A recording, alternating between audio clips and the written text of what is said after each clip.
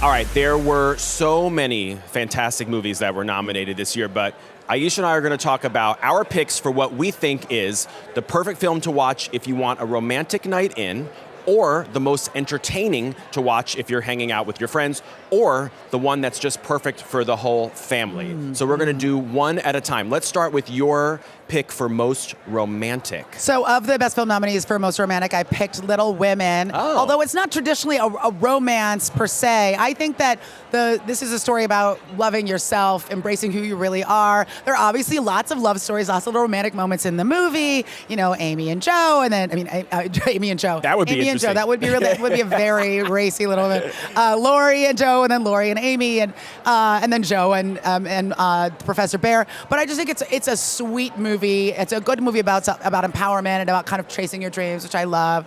But I also did give an honorable mention to Harriet. Oh.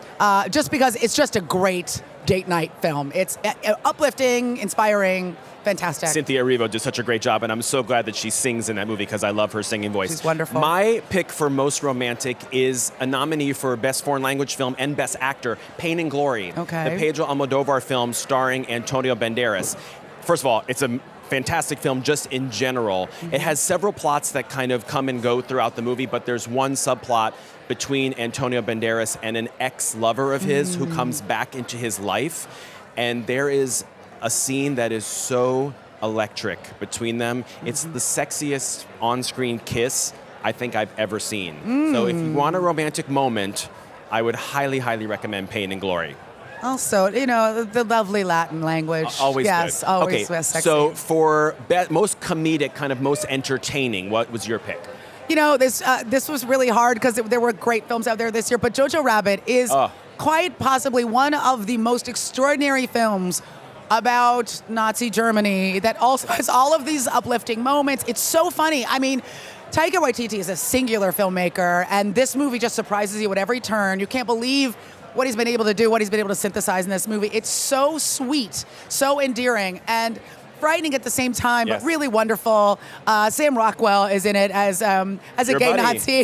Right, yeah. And I wrote him, I was like, what are you doing? He's like, I'm playing a gay Nazi. I was like, As you do. okay, as one does. And he's just extraordinary in it. All the performances are great. It's hard to explain. You have to see this movie, but it's really, really wonderful. And I think it could be a winner for Taika Waititi for a screenplay tonight. My pick for funniest, most entertaining for Friends is Knives Out, a nominee for Best Original Screenplay, written and directed by Rian Johnson. But this is just a great kind of old school Agatha Christie style whodunit, but it's all about the cast, and they just relish it.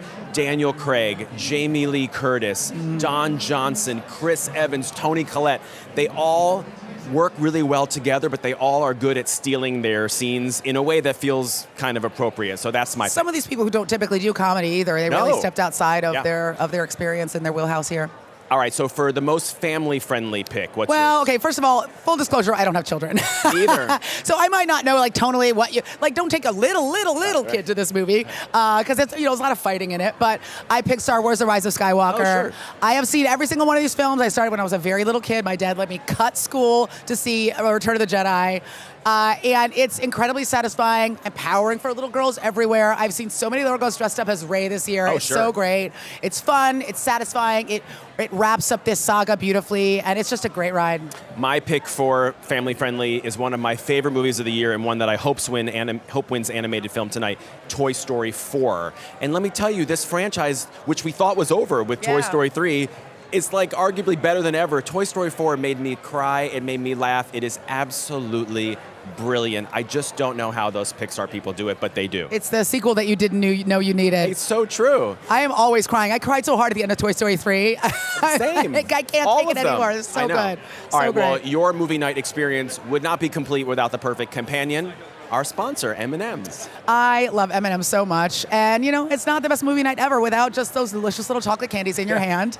You know, I mean, what was the old one when we were kids? You know, melts in your mouth, not in your hand. Yes. So watch these films, have some M&Ms, enjoy. I love dark chocolate M&M's. I know. I didn't I love realize them there all. were dark chocolate M&Ms. This is like going to Japan and they've got secret flavors of candy that you've never seen. They're amazing. All right, well, you are watching IMDb Live, presented by M&M's at the Elton John AIDS Foundation Academy Awards viewing party. Now let's check in with a word from our friends at M&M's. New M&M's messages.